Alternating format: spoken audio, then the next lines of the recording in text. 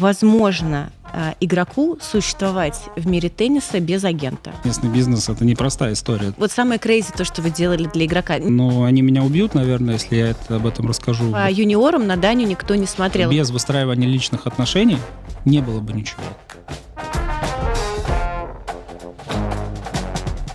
Александр, привет. Да, здравствуйте. Привет, Сонь. Очень рада вас видеть. Александр Островский. Я даже не знаю, как вас представить. У вас настолько многофункциональная роль в мире тенниса.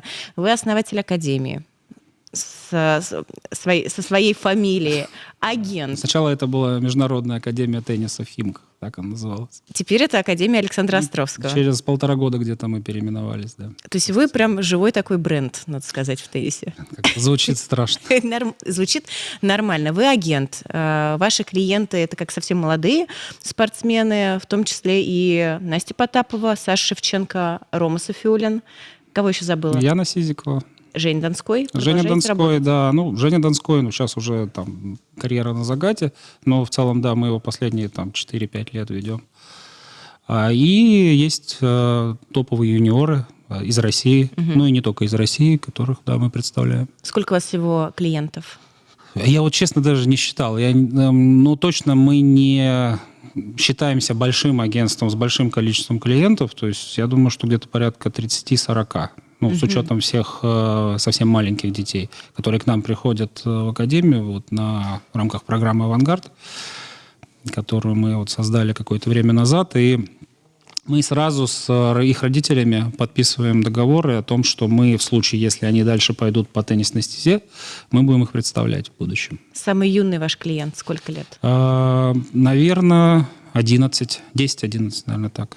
Вот об этом во всем я бы хотела с вами поговорить, именно об агентской работе, потому что, понятно, у вас много вообще направлений в жизни, и наверное, теннисная история не ваш основной бизнес, я правильно понимаю? То есть деньги вы зарабатываете не в мире тенниса. Я деньги везде зарабатываю. Деньги зарабатываю и в мире тенниса тоже, слава богу, что получилось, потому что теннисный бизнес — это непростая история. То есть это, во-первых, история, которая не получается точно за полгода, за год, как многие считают, и на самом деле нас рассматривают, что мы пришли в теннис и сразу начали лопатой грести деньги. Такого не было, конечно. В течение 10 лет, наверное, мы создавали, вкладывали, и только по истечению 10 лет, возможно, что-то начали зарабатывать. И то это не какое-то единое направление, то есть ты не зарабатываешь со спортсменов с процента, беря соответствующий процент с контрактов, а мы зарабатываем как и по непосредственно бизнесу академии, так и по бизнесу спортивного маркетингового агентства, которое сейчас в настоящий момент уже успешно работает. Главный вопрос, который сегодня хочу вам задать. Возможно игроку существовать в мире тенниса без агента? Да, возможно. Зачем вы вопрос, игроку? Насколько ты будешь успешен и насколько ты будешь получать качественную услугу от того человека, который все равно выполняет определенные функции в рамках этого. Если ты играешь на высоком уровне уже, то у тебя появляется большое количество обязанностей, дел, которые кто-то должен делать. Ты можешь это делать сам, но вопрос, будет ли у тебя достаточно времени для того, чтобы успешно играть, тренироваться, готовиться к матчам и так далее. Обычно просто эту функцию берут на себя, стараются брать на себя родители, которые так называемые теннисные родители, которые активно участвуют в жизни ребенка, и у кого-то это даже успешно получается. Примеры? Насколько я так могу сказать... Знаете, я не буду называть примеры, потому что это сейчас мне на ум приходят больше теннисные, такие юниорские истории, да, которые в том числе с нами связаны. У меня когда дети приходят в 10-11 лет, начинается какое-то взаимодействие с родителями, теннисными родителями, и многие из них открыто, откровенно рассказывают о том, что да, они хотели бы полностью вести дела своих детей. И вы на это соглашаетесь? Нет, зачастую нет. То есть если такого рода случаи бывают, то мы говорим о том, что нет, это не работает. То есть для нас это не работает именно по причине того, что мы не хотим конкурировать за ребенка с его родителями по именно бизнес-направлению. Ну, потому что если наши услуги им профессионально не нужны, то тогда зачем вообще всю эту историю начинать? То есть, в моем понимании, какой бы ни был талантливый ребенок. Поэтому я не очень хочу называть фамилии. У меня даже буквально сейчас есть на столе несколько случаев, которые мы рассматриваем, и которые, несмотря на то, что ребенок очень перспективный, хорошо играет, и в которого мы бы хотели бы вкладываться, но со стороны родителей идет однозначный контроль и понимание того, что они не отпустят ребенка и будут заниматься от и до. Это тоже, и, наверное, имеет право на жизнь. Ситуация. Мама Сони Жук. Да, мама Сони Жук в какой-то момент, это ее и погубило, на самом деле. Не то, что в кавычках погубило. Теннисную карьеру, да, наверное? Да, и теннисную карьеру дочери, и, наверное, вообще отношения со своей дочерью. То есть в какой-то момент она действительно, захотела полностью управлять процессом от и до. И, насколько я знаю, большие были проблемы с взаимодействием с AMG тогда. Соня была подписана на AMG, по-моему, чуть ли не 12 или 13 Абсолютная звезда юниорского тенниса, победительница Уимблдона. И я помню, что у нас были коммерческие отношения с ними, то есть я даже инвестировал немножко и помогал им в карьере дочери, карьере Сони. Но, кстати говоря, это удивительно, они даже вернули все деньги. То есть, так мне, наверное, повезло в какой-то момент. Даже уже тогда вернули, когда, по-моему, Соня перестала играть, то есть, когда уже решила закончить карьеру. Мама очень серьезно вмешивалась во все процессы и заменяла, по сути, функции агента. Насколько я понимаю, у них большое количество проблем было и скандалов на этой почве. А сколько инвестировали? Большую сумму? Нет, небольшую, $1030, по-моему. 35, по-моему. Сейчас будут глупые вопросы агенту. Хотим разобраться, что это вообще за профессия такая, что это за сфера деятельности в теннисе. Вы много говорите про обязанности бытовые, агента. Давайте составим список. Можете прямо на своем примере. Что вы обязаны делать для своего игрока? Во-первых, мы взаимодействуем с партнерами потенциальными. То есть, что значит взаимодействовать с партнерами? То есть, это проведение первичных переговоров, получение предложений. Спонсорских? Спонсорских, да, компаний, которые заинтересованы в том, чтобы тот или иной спортсмен представлял интересы, соответственно, был лицом того или иного бренда. И мы непосредственно, начиная от первичных переговоров и заканчивая вопросами, связанными с подготовкой контрактов, мы занимаемся. Так, хорошо. Это первая часть, можно сказать, я не знаю, маркетинго-юридическое, наверное, такое направление. Вторая часть – это, назовем ее бухгалтерско-финансовой. Опять же, это, возможно, интересно спортсмену, может быть, это неинтересно спортсмену. То есть иногда спортсмены хотят заниматься этим самостоятельно. Но обычно, когда ты выходишь на определенный уровень, конечно, целесообразно нанять налогового консультанта, нанять специалиста, который разбирается во всех этих нюансах, потому что профессиональные спортсмены, то ли это ATP, то ли это WTA, зарабатывают в разных странах мира. И, соответственно, вопросы налогообложения, соответственно, возникают в этих странах мира, и с этим разобраться даже специалисту непросто. И бывают вопросики большие. Да, и чтобы не довести ситуацию до плохого развития, плохого сценария, конечно, чем раньше ты поймешь, что тебе нужен специалист, тем лучше. Зачастую это, конечно, когда ты начинаешь в большей степени зарабатывать на турнирах большого шлема, но обычно, когда ты в сотню входишь, то такой специалист необходим. То есть мы этим занимаемся, мы консультируем, мы оказываем услуги по налоговому, финансовому и бухгалтерскому консультированию. Это еще один блок, связанный с... Есть блок, тоже которым мы занимаемся, это вопросы, связанные с спортивной подготовкой. Это рекомендации и выбор тренерского состава, да и вообще всех членов команды, начиная от спортивного психолога и заканчивая физио, тренерами, спарринг-партнерами, помощь в организации тренировочной работы на различных базах по всему миру. То есть, если, допустим, нужно подготовиться или провести сборы там, на грунте или на траве, то не так просто спортсмену самостоятельно там этим заняться. В этом случае агент обычно использует свои связи и договаривается на лучших условиях для... Конечно, спортсмены не хотят, допустим, платить отдельно за подготовку на том или ином покрытии, потому что и так прилично расходов на то, чтобы возить команду и готовиться к различным соревнованиям.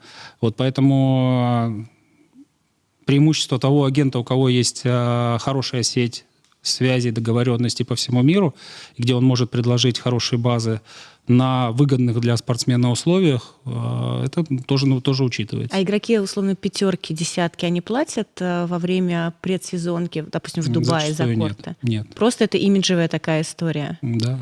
А Настя Потапова пока не игрок десятки, пока что. Настя Потапова, в принципе, не платит за корты, понятно, потому что у нас там, где мы Химка. можем, если в России тренируется, если в Дубае тренируется, это понятно.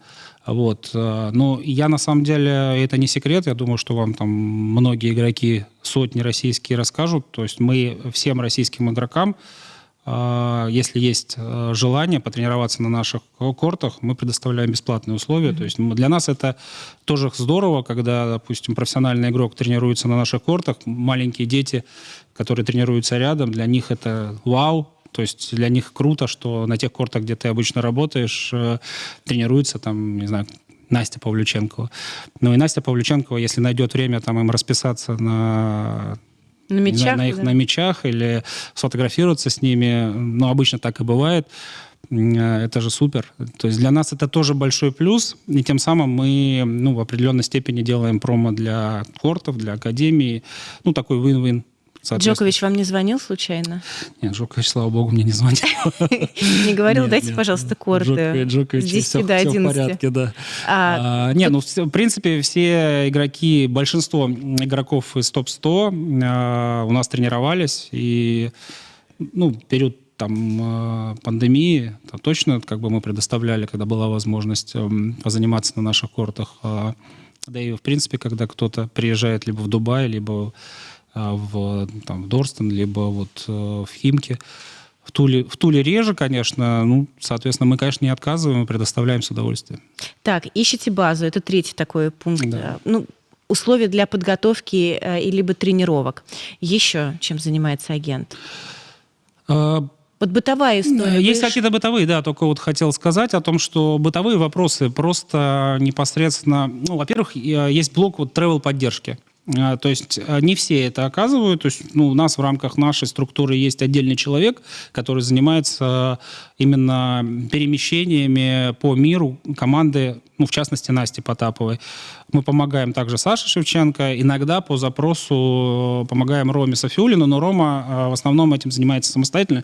Исторически он хотя у него такая возможность есть, и если он обратится, конечно, наш менеджер с удовольствием поможет. А что, нужно купить билеты, я не знаю... Купить билеты, забронировать, получить разрешение на собаку, например, которая летит.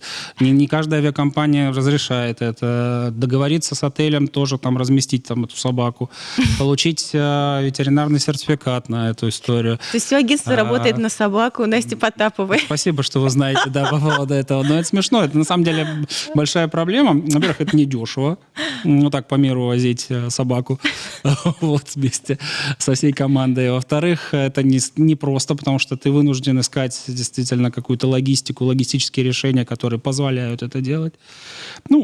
Если это помогает выигрывать, если это способствует психологическому комфорту игрока, то я за это. Угу. Поэтому Настя об этом знает, и мы особо и не спорим. Собаку. Мы не спорим, с этим. Мы возим собаку. Миллион, на самом деле, бытовых вещей. Не знаю, заболел зуб, например. Надо найти клинику. Самое крейзи, то, что вы делали для игрока. Не называйте фамилии, потому что у вас много спортсменов, но самое такое сложно сочиненное задание, которое вам поручили. Ну, про собаку я поняла. Слушайте, ну, сейчас из сложно сочиненных заданий основное сейчас вот визовые проблемы. То есть визовая поддержка – это же отдельный блок сейчас для россиян особенно. И нужно сказать, что так как ты это делаешь постоянно, там, фактически каждый день этим занимаешься, возникают, безусловно, там, ситуации, когда, вот, например, сейчас была ситуация с визой в Великобританию, когда Настя в Мадриде вместе с командой подалась на визу, и мы успокоились, собственно, все в порядке, документы все в порядке. Через месяц приходит сообщение о том, что ее данных при подаче, при том, что она сходила, там и пальчики сделала, сфотографировали ее, все нормально, ее данных при подаче нет, в системе. Просто такое сообщение приходит. Что это, каким образом, как это решать? То есть куда звонить? Там, собственно, никто с тобой разговаривать особо не будет в этой иммиграционной службе. Но в результате это технический сбой был какой-то, и в результате все благополучно разрешилось. Неделю команда вся, которая этим занималась, была на нервах, потому что, по сути, под вопросом был травяной сезон, и так вот. Соцсети ведете? Можете ли настоять на том, чтобы не надо это публиковать, или давай поменяем немножко контент направления, либо это частная страничка ваших спортсменов? Вы знаете, когда мы начинали, мы действительно брали на себя эту обязанность, и у нас было понимание, что это надо делать. А со временем я понял, что это больше во вред, нежели чем на пользу. И лучше, если спортсмен самостоятельно будет вести свои соцсети, а мы будем помогать. То есть, безусловно, если нужно подготовить какой-то контент, мы его готовим. Какие-то заявления или вопросы, которые обсуждаются в рамках соцсетей на чувствительные темы, мы стараемся проверять, контролировать и помогать спортсмену с тем или иным, с текстом или визуальным сопровождением. Но полностью заменять личность спортсмена, я бы так сказал, мы не хотим, и мы считаем, что для развития бренда, личного бренда, это неправильно. Но если вы чувствуете, что что-то идет не так в соцсетях, допустим, конечно, у спортсмена, конечно. вы можете сесть и поговорить там? Да, конечно. Я не знаю, Вася, не надо. Да, И вас послушают? На 100%. Чаще я думаю, что да. По нашим спортсменам, тем, я думаю, да. То есть у нас не было таких случаев с ребятами, с Настей, конечно, уже было много раз, и в целом Настя, наверное, прислушивается к моему мнению, к нашему мнению. Нет, она, безусловно, со своим мнением, со своей историей, то есть у нее еще в характере чувство противоречия такое заложено постоянно, то есть она может сначала не соглашаться, но в конечном итоге, если ты доводы приводишь, которые обосновывают твою правоту, то она прислушивается, да. Вы перешли к моей любимой теме, к Анастасии Потаповой, потому что для меня ваши взаимоотношения, они такие исключительные в мире тенниса, и я в них верю, и я вижу, что они на протяжении долгих лет меняются и становятся на самом деле все крепче и крепче.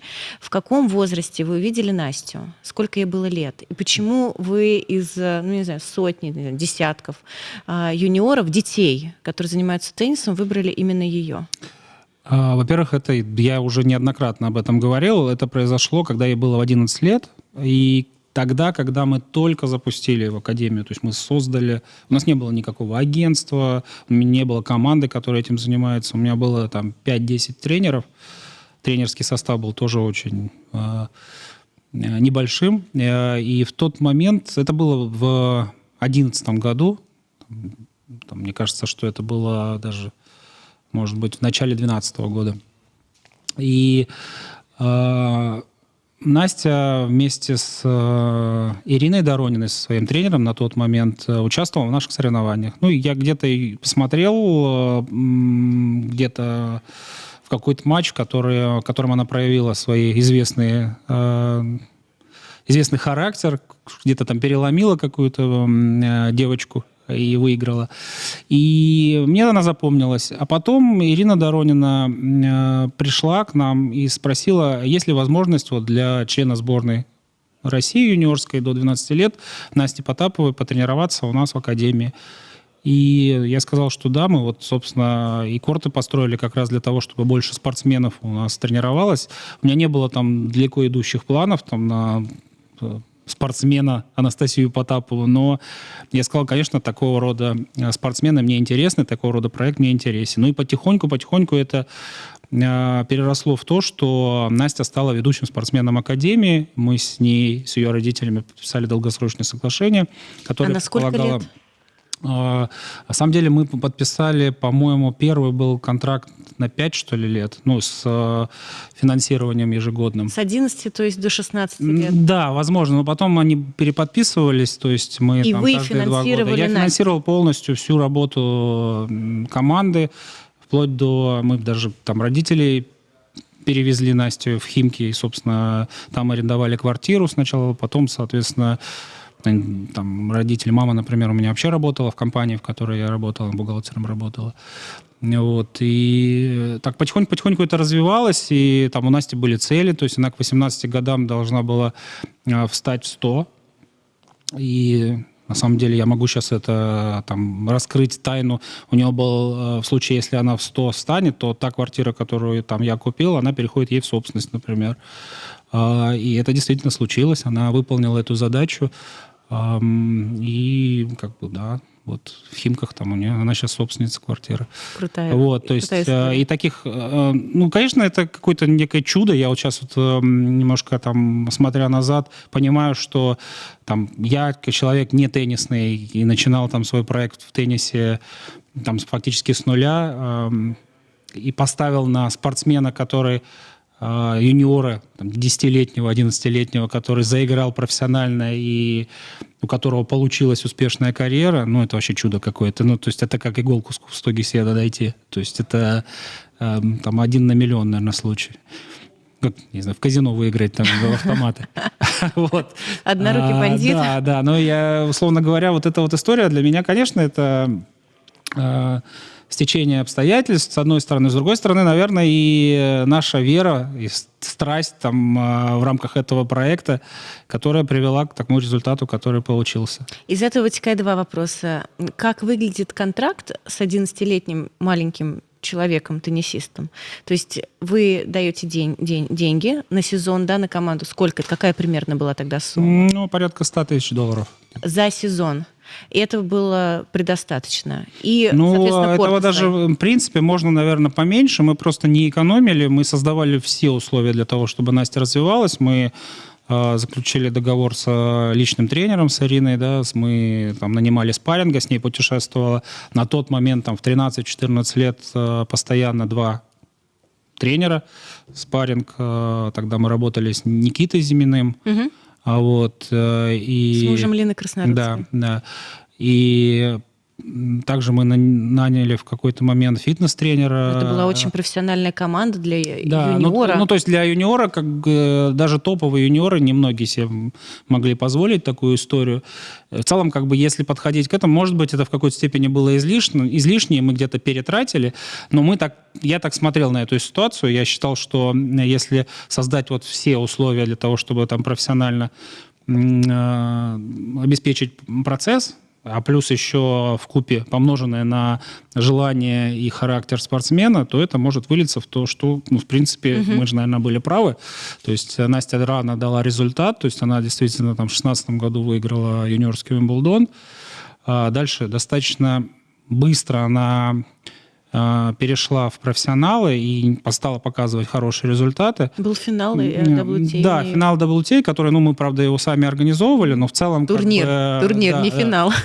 Финал организовать сложно было, там, да, конечно, это...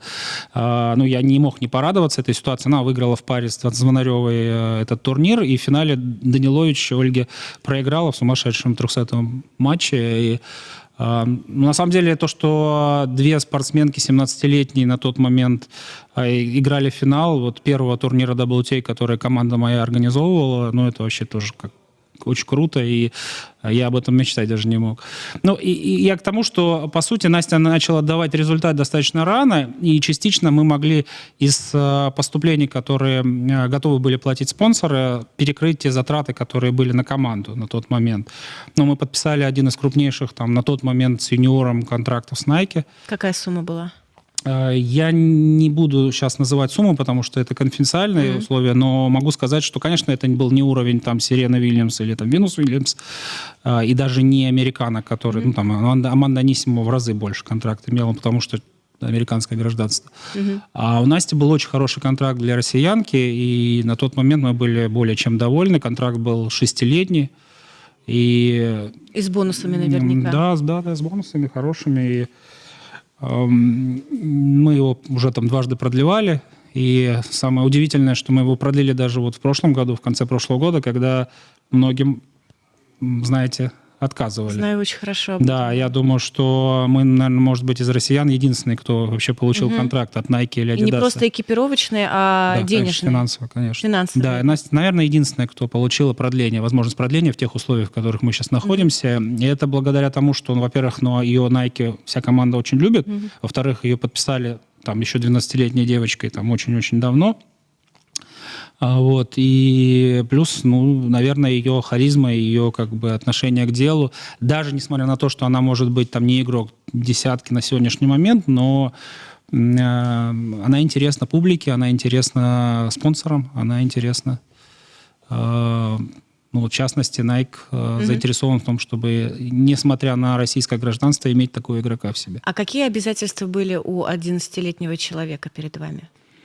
Что она должна была сделать в этом контракте? Нет, ну там был, соответственно, процент, который она в случае, если она теннис начинает зарабатывать, она возвращает. Но это не первые 5 лет, получается. Нет, ну то есть первые 5 лет, да нет, это вообще непосредственно, когда она только начинает зарабатывать, соответственно, если нету расходов, нет расходов, а если ты, ну, у тебя фактически чистая прибыль по результатам финансового года появляется, то тогда вот эта вот сумма, соответственно, она должна этот процент отдать. Только если в рамках чистой прибыли. А так как фактически там спортсмен, ну, по сути, начал зарабатывать там, ну, может быть, 17-18 лет, ну, вот можете посчитать, сколько там нужно было вложить до этого возраста, и чтобы что-то там получилось. Ну, я тоже уже об этом говорил. Настя отдала как бы сумму инвестиций только вот в прошлом году. Это спустя сколько лет, получается, Настя сейчас? Ну, 20... Насте 23 сейчас, да. в 22 года она отдала. Как бы, ну, мы, по сути, так посчитали, где-то около 1 миллиона получилось то, что мы в нее вложили на протяжении там этих 10 лет.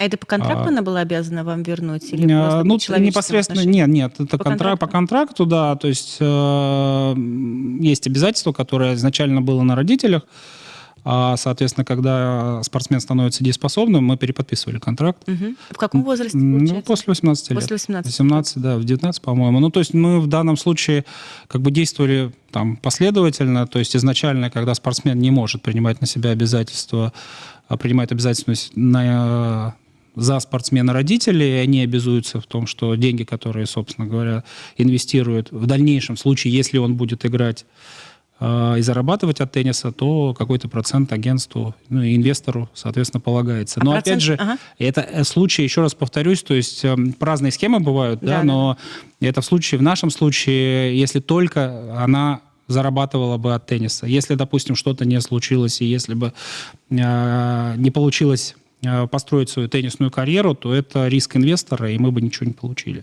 А процент, он как-то менялся, который Настя должна была бы вам выплачивать по ходу карьеры? По-моему, нет. Ну, то есть, насколько я понимаю, мы изначально, как договорились, так и, собственно, столько и получаем. По глазам вижу, что не спрашиваю, какой процент. Слушайте, ну я не буду называть, разные есть. Я могу сказать по рынку, там это может быть там, и от 5% до 30% кто-то. Может быть, кто-то и больше. Ну, 30 – это кабала. Ну, наверное, возможно. То есть, опять же, я вот не люблю слово «кабала», потому что вопрос, слушайте, если вы хотите построить свою карьеру, и если у вас есть свои средства, ну, вы не хотите, неважно, там, это я или кто-то другой, ну, можно пойти в банк, условно говоря, и взять этот кредит. И если не у тебя, это все-таки деньги-то чужие. Но если у родителей есть возможность там выстраивать там эту карьеру, спортсмена, ну, значит, они инвестируют без привлечения третьих лиц. Но зачастую родители, они не совсем объективные, они видят другими глазами своего ребенка. И в 11 лет это реально, как вы сказали, просто, ну, не то чтобы пальцем в небо, но это большая удача разглядеть, увидеть, и чтобы игрок Да, ну так это вышел на большие, такой уровень. огромные риски для... Именно поэтому они и подписывают эти контракты с 30%, с процентами, которые должен игрок возвращать. Я не считаю, что это вот именно называется слово кабала. То есть если ты в целом как бы получаешь в какой-то момент деньги, которые тебе необходимы для того, чтобы в дальнейшем зарабатывать там, и каким-то образом выстраивать свою карьеру, и ты соглашаешься. В данном случае мы говорим о дееспособных родителях, которые соглашаются в том, что у тебя другой возможности нет. Дееспособны. Да, у тебя другой возможности нету. Ну что, значит, ты за счет денег другого там человека или компании, которая там работала для того, чтобы эти деньги заработать, строишь карьеру своего ребенка. Да, определенные обязательства есть у тебя. Ну, либо если игрок не готов эти обязательства на себя брать, когда он становится дееспособным, ну, значит, родители там соответствующим образом там отвечают за вот эту вот историю. Ну, это, мне кажется, это справедливо, логично, и ничего тут такого нет. Ну, можно рассматривать это как кабалу, конечно, но, на мой взгляд, это дает тебе шанс, возможность для того, чтобы пробиться туда и стать обеспеченным человеком. Ну, я сейчас не говорю о миллионерах там, то есть, но в целом, как бы, очень многие стремятся, стараются, но не у многих есть возможность и шанс попробовать там, дойти, добежать до туда. Вы знаете, какая мысль? Вот вы сказали про удачу, что вы поставили, выбрали девочку 11-летнюю, которая реально выстрелила, с вами расплатилась и продолжает сейчас зарабатывать, но вот эти 15 минут, что мы с вами беседовали, вы очень схематично рассказали, что вы проделали большую работу. Вы не просто вложили деньги, а дальше купайся как хочешь, играй как хочешь. Вы сформировали команду, не скупились на спарринга. У вас академия есть, где тренироваться, где там развиваться. Вы оплачивали ее косты там по перелетам и так далее. То есть, ну, Александр, сори, но это точно не удача. То есть вы немножко, мне кажется, сейчас... Нет, не то, что лукавите, скромничаете. Это удача первично, что этот спортсмен... Это точно удача, что первый спортсмен, в которого мы инвестировали, показал результат. Потому что могу сказать, что на протяжении там, 10-15 лет мы же не остановились в этой области, то есть мы смотрели, и там регулярно каждый год просмотры осуществляем, и пока даже близко по таланту такому наши руки никто не попадал. То есть, безусловно, мы поддерживаем, и надеемся, сейчас у нас есть очень много интересных игроков, которых мы поддерживаем, и примерно на сравнимых условиях, в сравнимом объеме. Но вы же не каждому строите такую команду. Не каждому, но вот у меня есть сейчас девочка, которую я, в принципе, поддерживаю в таком же примерно объеме. То есть вы команду сформировали? Сформировали команду, спарринг, да. физподготовка. Да, но немножко мы уже сейчас более опытные, мы где-то понимаем, что где от чего можно отказаться, где-то можно сэкономить для того, чтобы это было более эффективно, в том числе для спортсмена, потому что спортсмен, по сути, как бы должен же это все дело там, в конечном итоге отдавать, если у тебя будет. Поэтому объем средств, которые мы тратим на там, этого спортсмена, он достаточно ограничен. Я, на самом деле, для того, чтобы вам было интереснее, я могу сказать, это Аня Пушкарева, это девочка 2009 года, одна из, победитель, например, прошлогоднего Тарба. И она у нас тоже очень давно, она из Владивостока, у нее папа бывший теннисист, и там, спортивная семья. В целом, как мы считаем, что она имеет большие шансы в том, чтобы заиграть, и надеюсь, с нашей помощью и с помощью своего таланта и характера она туда пробьется. Вот. Да, у нее сформирована команда, мы финансируем, может быть, в меньшем объеме, чем это было там, в рамках Насти Потаповой, проекта Насти Потаповой, но тоже очень профессионально. И она пока, к сожалению, вот этот переход у нее из детского тенниса в юниорский проходит непросто. Там сейчас на уровне ITF она где-то занимает где-то 200-ю строчку. Я уверен, что на самом деле она очень хорошие у нее данные физические, она заиграет.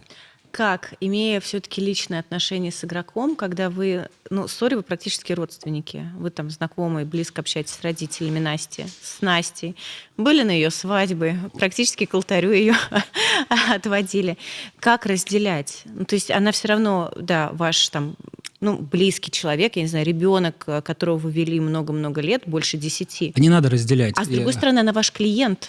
Соня, смотрите, я могу еще такую вещь сказать, что без выстраивания личных отношений не было бы ничего. Без выстраивания личных отношений Настя Потапова в 18-19 лет сказала: спасибо большое, Александр Сергеевич, но что-то когда мне тут и так все нормально, я вроде неплохо играю, и вот тут ко мне МЖ приходит, и, вы знаете, у меня тут общение с Октагоном идет. Зачем вы нам вообще нужны? Сколько вы вложили? Вот столько-то, до свидания.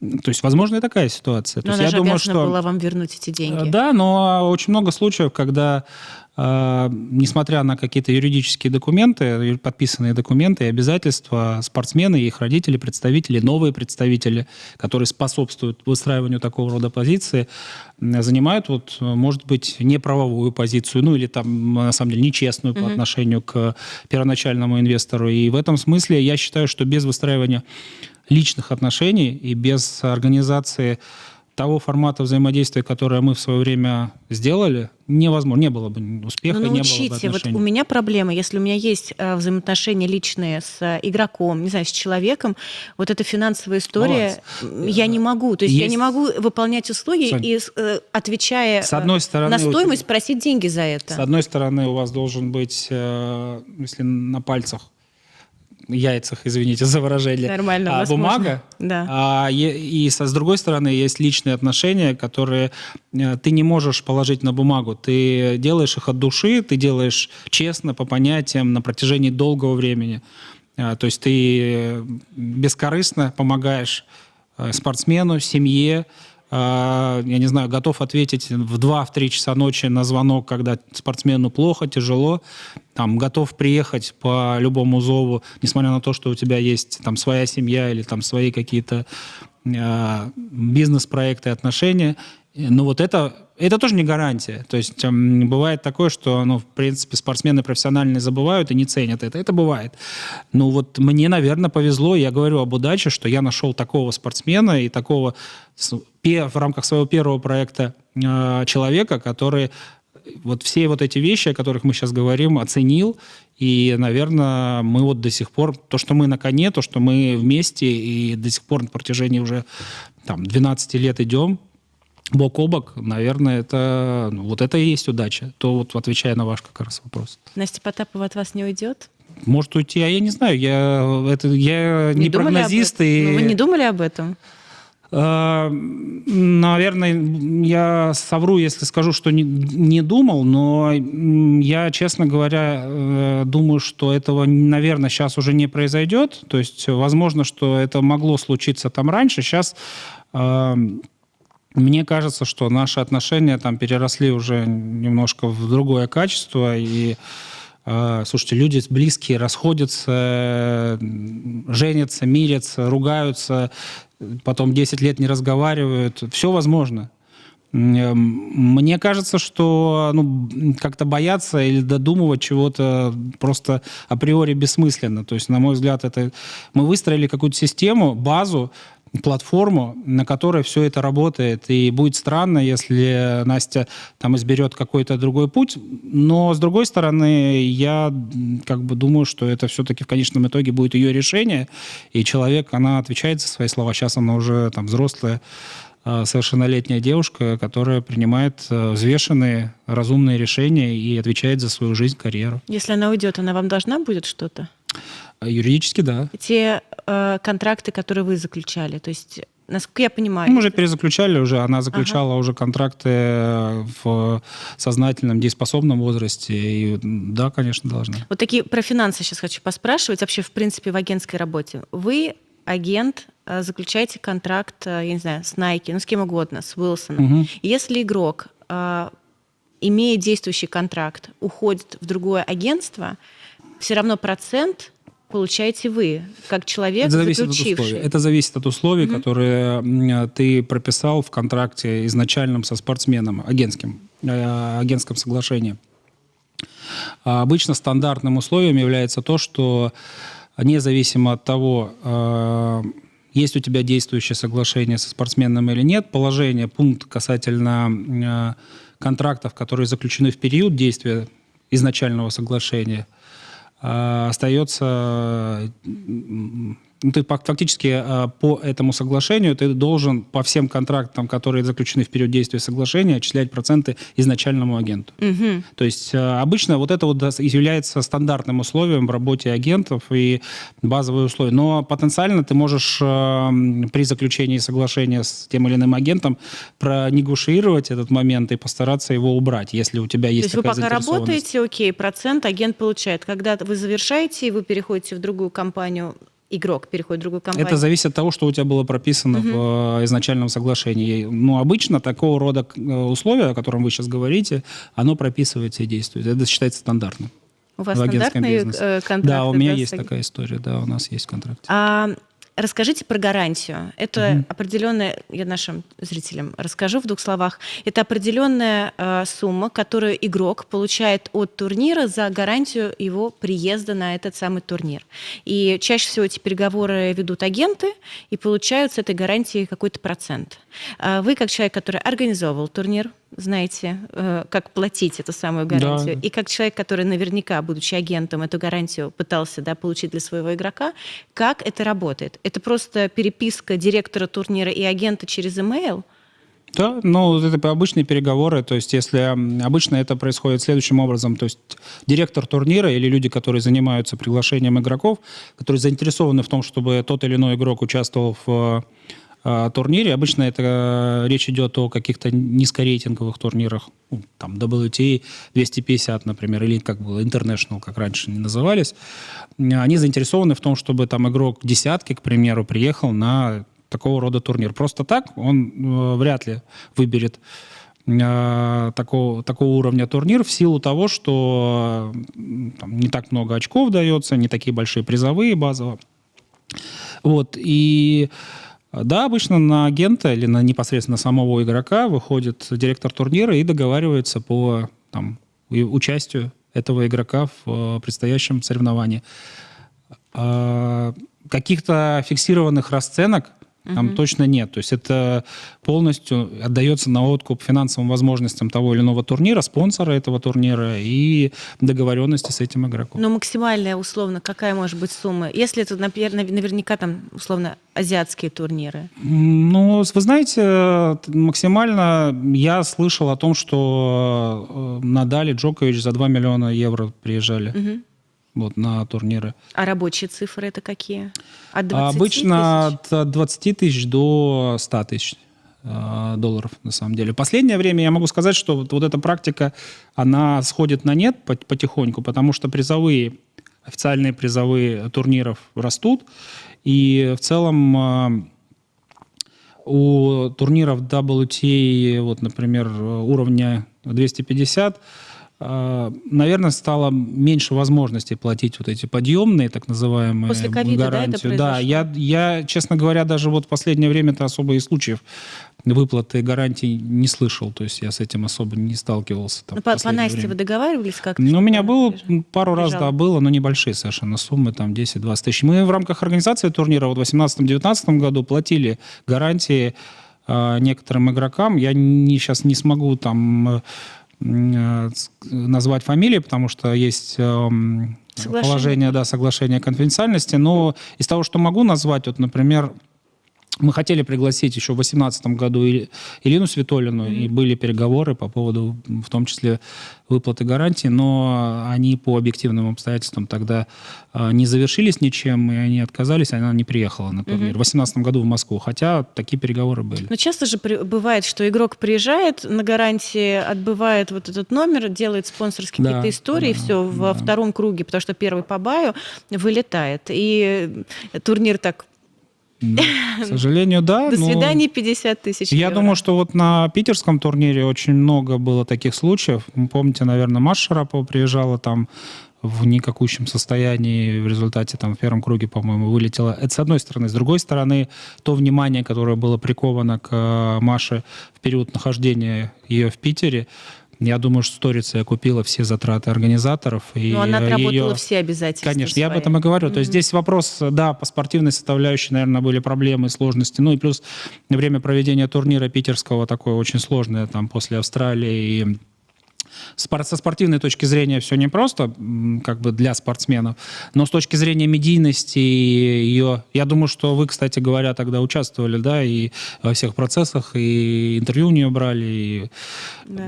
Я говорю, что я со стороны это смотрел, я не внутри там организаторов. И Винус приезжала в шубе. Да, но то, что такого рода спортсмены, такого масштаба спортсмены, они окупают все затраты организаторов на их привоз. Это можно точно сказать. И в теннис можно со спонсорами поиграть. Да. Периодически И с организаторами тоже, и с директорами турнира тоже. На центральном корте. На центральном. И было тоже. И фотографии потом повесить. Игра стоит свеч. Заработок агента, в чем он заключается? Гарантии. Ну, проценты, да, получается? Проценты от гарантий, от контрактов. Да. От чего еще? Непосредственно можно договариваться на призовые, проценты от призовых, но общая практика, общепринятая практика, все-таки агент зарабатывает не от призовых, а больше зарабатывает от маркетинговых соглашений и выплат, которые производятся в рамках соглашений, которые ты принес для спортсмена. И это как бы стандартные вещи. Кто-то пытается зарабатывать на призовых. На мой взгляд, это не совсем честно, потому что если только ты не инвестируешь в спортсмена, если ты там дополнительно не инвестируешь в его спортивную подготовку. То есть оплачиваешь тренера? Оплачиваешь тренера, оплачиваешь тренировочный процесс, физио, там, я не знаю, вкладываешь в систему восстановления, или там, не дай бог, какие-то... Кто так работает сейчас? Мне кажется, агенты сидят только на процентах. Есть. Нет. Есть, я знаю несколько случаев. Есть такое агентство «Виспорт», например. Ага. Кого они ведут? Они ведут Скатова, из известных по Алине, Путинцеву, Брикспора.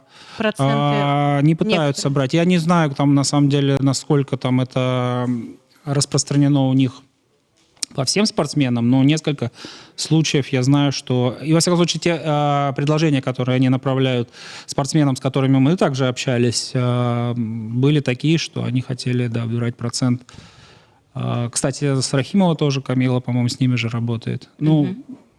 Опять же, мне не совсем корректно называть конкретные фамилии с конкретными условиями, которые там предлагались, но попытки такие, наверное, были. И не знаю, там, участвуют ли они как-то в финансировании и в поддержке спортсмена финансовой, но брать процент с призовых они пытались. Ваш самый успешный год по этим процентам как агента? Сумму, наверное, я не буду называть деликатно, но хотя бы год хочу услышать. Прошлый, наверное. Прошлый? Да, 23-й. По совокупности всех ваших клиентов? Да, потому что, во-первых, у нас клиентов стало больше, во-вторых, наши клиенты стали играть на турнирах «Большого шлема», что приковывает внимание спонсоров. Там, например, на турнирах «Большого шлема», например, если ты играешь на центральном корте, на больших кортах, больших стадионах, то в целом ты можешь зарабатывать на нашивках. То есть каждый матч. Например, если там по телеку тебя показывают, то и у тебя нет ограничений по твоему соглашению, например, с производителем одежды, потому что это тоже такой нюанс. Например, по Насте Потаповой мы не можем делать нашивки, контракты. Да, то есть... для китайских спортсменов там делаются исключения, а вот для всех остальных, на самом деле, да, у нас жесткое ограничение в этом смысле. И мы там по ряду спортсменов хороший процент заработали, потому что во время турнира «Большого шлема» было несколько матчей, которые приковывали большой интерес, и ты можешь там по 2 нашивки, 2 разных спонсора разместить на своей футболке. Самые крупные контракты пока у Насти? Да, конечно. Потому что она самый высокорейтинговый ваш партнер. Она высокорейтинговый игрок, она одна из самых молодых теннисисток. Несмотря на то, что Настя уже там, кажется, 7-8 лет в туре, но ей всего 23 года. Да. То есть это... Просто она очень рано начала и очень рано заиграла и начала показывать результат. Да, я говорил, она в 17 лет уже в финале WTA играла. Да. И, наверное, потому что она интересна публике, интересна спонсорам. И мы как бы этим очень гордимся. А с каких сумм вообще начинали в процентных, я имею в виду? Сколько вы могли там... Ваш первый процент, который вы получили, это вообще о каких Ну, суммах базово идет речь? это 20%, а, соответственно, от полученных средств. А дальше, в зависимости от тех результатов, которые спортсмен показывает, то где-то уровень 10% идет. Ну, вот именно от маркетинговых соглашений. Я правильно понимаю, вот есть такая как бы история в теннисе, что чем выше стоит спортсмен, тем меньше процент у агента. Просто потому что рекламные контракты, условно, у Надаля, они космические. Да. Соответственно, агент получает... Ну, наверное, 3%. можно такую историю, да, сказать. То есть, если ты говоришь там о спортсмене уровня Надаля, Джоковича, Федерера, то понятно, что там, наверное, человек, агент, который готов работать с ним, соответственно, согласен будет на более низкий процент, нежели чем тогда, когда ты работаешь с каким-то юниором, даже топовым юниором, потому что объем контракта несопоставим. Если в абсолютном выражении смотреть, то это в любом случае будут более интересные деньги для агента за примерно тот же объем работы как таковой. Вот, и да, ну, мы, в принципе, это понимаем, у нас примерно такая же логика. То есть, если ты добиваешься каких-то результатов, и у тебя есть возможность зарабатывать на маркетинге большие суммы, то процент, который ты платишь за работу агента, снижается. Вы человек рефлексирующий, понимаете, что такое бизнес, деньги, там, с уважением к этому относитесь, поэтому я могу вам позадавать такие вопросы. Про факапы. Потому что ни один успешный проект без факапов не обходится. Я уверена, что они у вас были. Может быть, вы кого-нибудь, ну как факапы, давайте так, в кавычках, может быть, вы кого-то из игроков упустили, может быть, кто-то к вам приходил и там просил помощи, но вы не разглядели, или не было такой возможности. Называйте имена, пожалуйста. 2 случая расскажу. Один факап уже с действующим спортсменом, но они меня убьют, наверное, если я об этом расскажу вот в интервью, но зато это будет интересно вам и слушателям. Пару лет назад, летом, по-моему, перед американской серией, Настя должна была играть в Калифорнии, Так, в Сан-Хосе. так. Ну, турнир Сан-Хосе, наверное, знаете, там, по-моему, в начале августа. И, как обычно, всеми перемещениями, перелетами занимается ее личный менеджер, там, Аня Осипенко, известная тоже. Ваш в наших сотрудник. кругах, да, Сотрудник. наш Сотрудник. Ну, Аня, которая привет. Настя ведет уже тоже лет 10. Она была моей помощницей и работала, ну, и сейчас, в принципе, помогает, то есть по текущим вопросам. Ну, и одновременно помогает Насте. А у Насти до ее вылета вечером как раз, она вылетала, по-моему, там что-то в 5 утра или там в 6 утра, она была приглашена на свадьбу своей подруги. И, в общем, получилось так, что Настю вместо Калифорнии отправили в Сан-Хосе в Центральную Америку. В общем, 15 часов, 16 часов Настя просыпается, когда самолет снижается, и видит, что что-то не то. То есть за окном, соответственно, не Калифорния, а Люди с автоматами. Гала, там, я не знаю, там, в общем, 16 часов перелет. Она проспала, соответственно, после праздника, и не понимала, собственно, как-то... Вообще непонятно, как ее туда пустили, потому что, во-первых, там нужны были документы, это было ковидное время, там была нужна виза, ее без визы пустили, вот, собственно, в самолет, который летит не туда, куда она планирует. Не в Америку, а в Коста-Рику, по-моему. Город называется также, тоже Сан-Хосе, ну, соответственно, билеты были куплены очень давно, там документы все были сделаны, но только перелет другой, направление. Да, то есть она прилетает, и, в общем, получилось так, что она добиралась до этого Сан-Хосе в Калифорнии, там, чуть ли не больше, там, 2 суток. В общем, Аня не то, что была под риском увольнения, Настя говорила, что я приеду в Москву и ее убью. Вот. Но в результате Аню спасло то, что была долгая американская серия, и, в общем, все остыли. в конечном итоге, да, вот такой вот случай из жизни, это на самом деле, ну, это как бы мы, когда нужно кого-то рассмешить и рассказать, мы вот такие вещи приводим в пример. Это такой вот случай. А второй случай, ну, факап, можно назвать факапом то, что мне кажется, в 2013-2014 году у меня во дворе стояла семья Медведевых. Во дворе Академии. Академии, да, во дворе Академии. Мы разговаривали с Даней Медведевым и с его родителями на предмет сотрудничества. Это сколько ему лет было?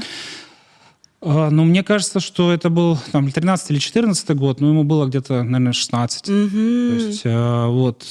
Что от вас хотели? Они хотели финансирования, они хотели порядка там, 150-200 тысяч евро в год для того, чтобы помогать карьере Дани. А он уже тогда был, ну, в принципе, был не топовым спортсменом. Вернее, он был топовым спортсменом, но он был не на первых ролях. Тогда был Рубль, Хачанов, это там звезды были российского тенниса, а Даня в юниорах, ну, считался там, наверное, третий, четвертый, наверное, по уровню. Там еще Артур Шахнабарян, по-моему, был. Ну, это, в общем... Ну, давайте называть вещи своими именами. По юниорам на Даню никто не смотрел. Мы сами с ним об этом беседовали, он соглашался, что у него совершенно был такой вот незвездный, условно, путь. Ну, вайлдкарды на Кубок Кремля ему не давали. Давайте Может так. быть. Я просто свои тогда вот ощущения и эмоции помню. Я, в принципе, если бы у меня была возможность, я бы, наверное, его подписал бы тогда. Но у вас не было, Но да? у меня такой возможности не было. Вернее, может быть, если бы я напрягся, я бы это и сделал, но мне не хотелось это, потому что, во-первых, мы за полгода до этого подписали только контракт с родителями Насти Потаповой, и девочка, которую там, ну, в принципе, 12 лет, которую надо вкладывать там 100 плюс тысяч долларов в год. Ну, мне тогда же ничего не... Многое было непонятно, я бы так сказал, и для нас мы только тогда инвестировали в академию, мы ее развивали, у нас академия в процессе стройки была, то есть у нас была первая очередь реализована, мы планировали гостиницу построить, то есть нужно еще и понимать вот те условия, которые были вокруг, и мы... Да, у нас, в принципе, было успешно с основным бизнесом, ну, то есть мы развивались тогда очень активно, но я понимал, что, ну, во-первых, я не проглочу двух спортсменов такого уровня, ну, и плюс Даня хотел там, ну, четких достаточно сумм. Они понимали, что эти суммы нужны для развития. Как бы я в данном случае сейчас не оцениваю там объективность там этих потребностей и понимаю, что... Наверное, может быть, если бы я тогда подписался, мне все было бы замечательно. Мы бы с вами здесь не разговаривали бы. Да нет, мы бы разговаривали, ничего бы не поменялось в этом смысле, но я бы, наверное, был более обеспеченным человеком. Но, опять же, кто знает, а может быть и нет. Как бы сложилась карьера Дани. Да, если бы до КБ, мы вот это тоже обсуждали, да, что ну, вот сейчас вот задним умом все сильны и умны, а в реальности как бы, а кто его знает?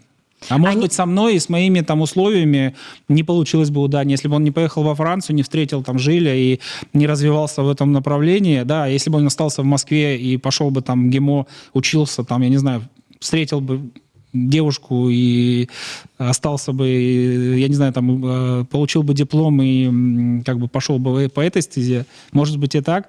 Мы же как бы можем фантазировать сколько угодно. Это такое неблагодарное дело. Поэтому я рад тому, что случилось то, что случилось. Мы с Даней сейчас отлично общаемся в туре.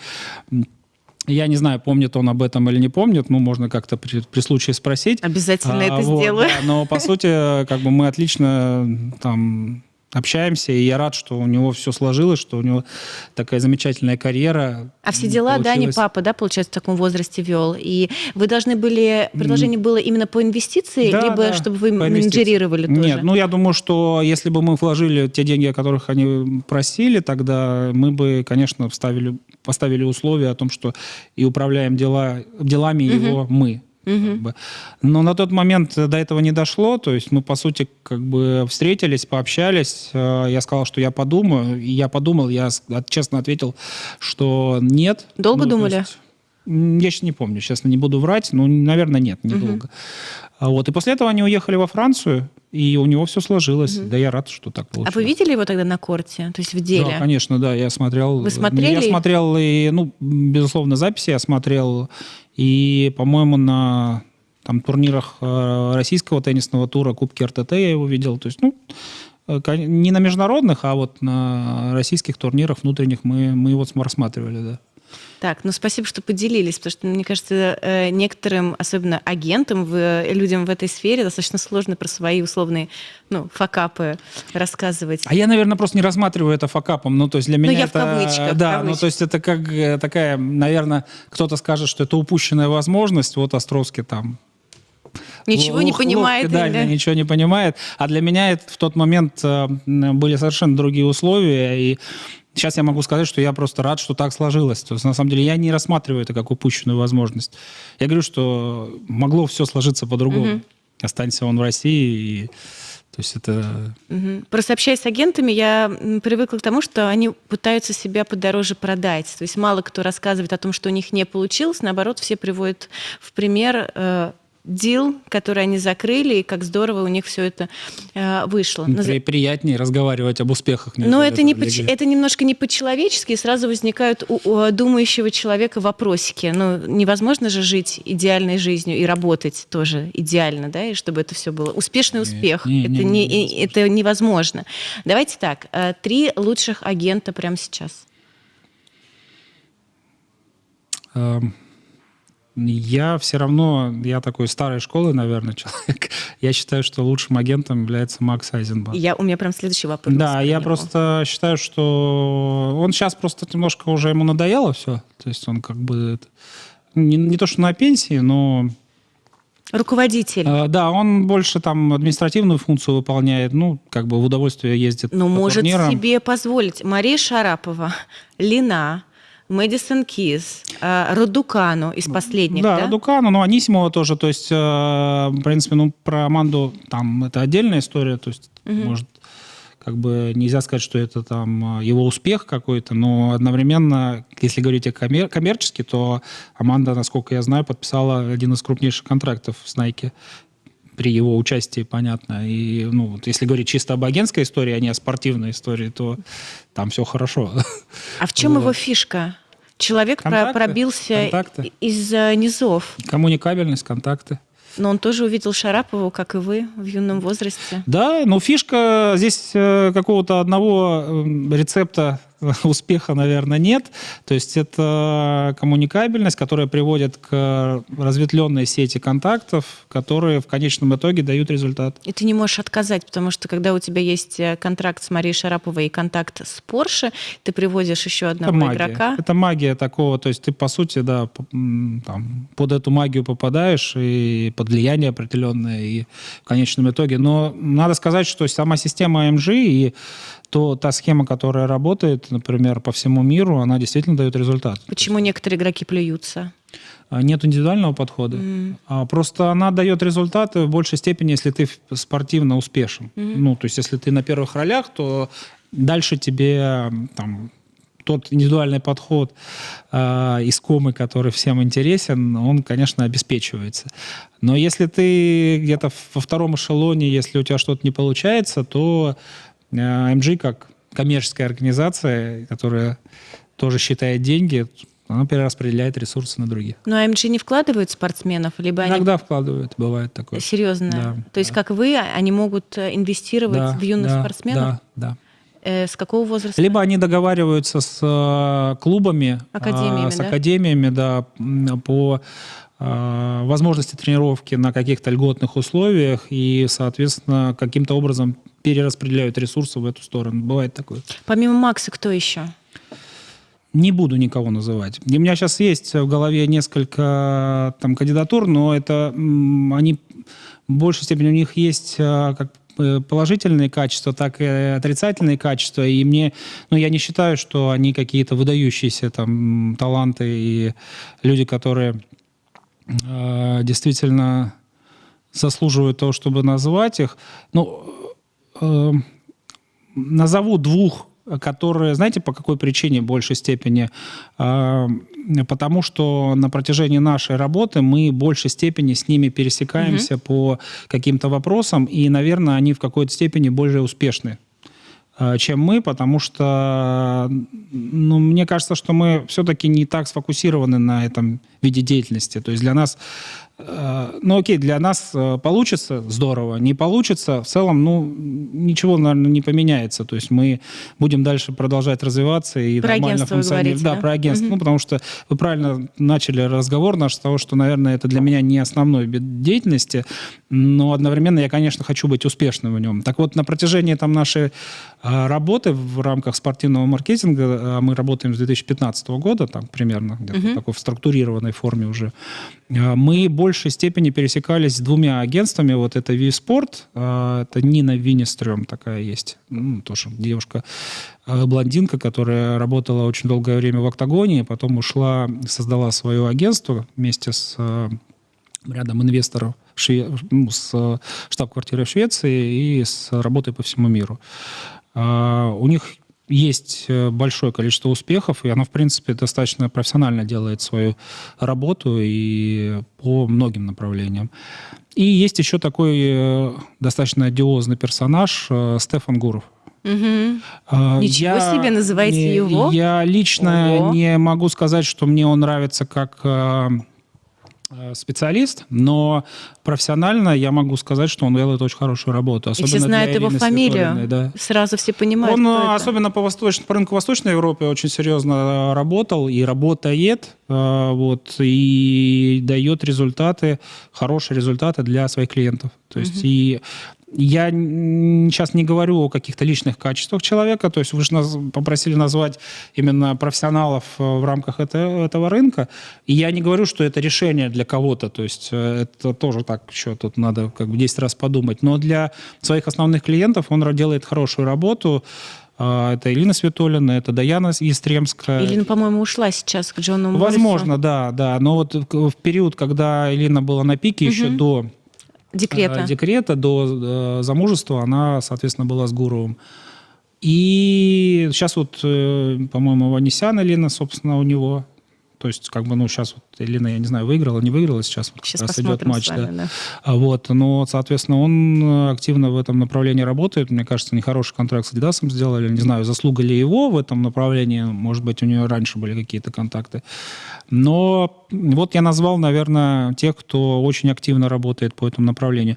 Я сознательно не называю агентов топов, самых топов, потому что, я не знаю, агент Федерера, агент Джоковича, агент Надаля – это известные люди, и, в принципе, наверное, сложно говорить о том, что они не профессионалы, не заслуживают того, чтобы их называть, но, на мой взгляд, здесь более первично все-таки успех спортсмена и звездность именно... звездность клиента, да, и в данном случае столько входящих, представляете? Сложно профокапить, как вы говорите, при игре такой звезды, которая рядом с тобой. В завершение, развейте мой миф. Агент — это не нянька? Почему спрашиваю? Зачастую игроки очень инфантильные, и как только появляется человек, который может решать их вопросы, они с удовольствием перекладывают даже чрезмерную ответственность на другого человека.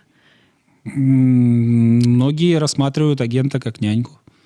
Это данность, и это зависит от клиента, это зависит от спортсмена, то есть от его отношения к делу, от того, к чему он привык, от воспитания, которое, собственно, заложено. На мой взгляд, здесь очень правильно к этому относиться, правильно строить отношения с своим клиентом.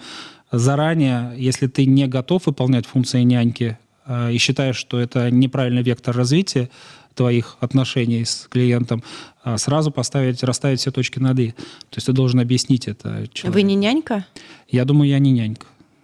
Я могу какие-то вещи, связанные, вот я вам рассказывал о личных каких-то взаимоотношениях с клиентами, с Настей Потаповой, с ее семьей. Безусловно, какие-то вещи я готов делать, но я не считаю, что я выполняю функции няньки и занимаюсь вот в таком формате. То есть мне кажется, что если ты на 100% замещаешь, я не знаю, функции мамы, или папы, то это тоже неправильно и неверно. Это плохо влияет на карьеру, на самостоятельность спортсмена, на принятие решений. И на то, что будет после карьеры. И на харизму, и на характер. То есть это в конечном итоге играет тебе во вред. То есть ты, по сути, получаешь то, что спортсмен становится менее интересным публике, и ты меньше зарабатывает, соответственно, априори это... приводит к тому, что ты меньше зарабатываешь на контрактах, которые зарабатывает в рамках спортсмена. Обещал, что это будет последний вопрос, но вот сейчас точно последний. Агенты заинтересованы только в коммерческих предложениях? Потому что, по сути, вы живете на процентах, да, от того, что зарабатывает агент.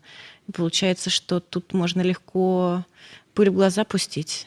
Можно. Наверное, если ты не чистоплотен, и если ты не с душой относишься к своему клиенту, и если у тебя вот эта грань размыта, то есть ты ориентирован только на деньги и только на коммерческую выгоду для себя, то такие случаи возможны. Но, на мой взгляд, это как раз более характерно для больших крупных агентств, где работают с клиентами, с большим, огромным количеством клиентов по всему миру, и менее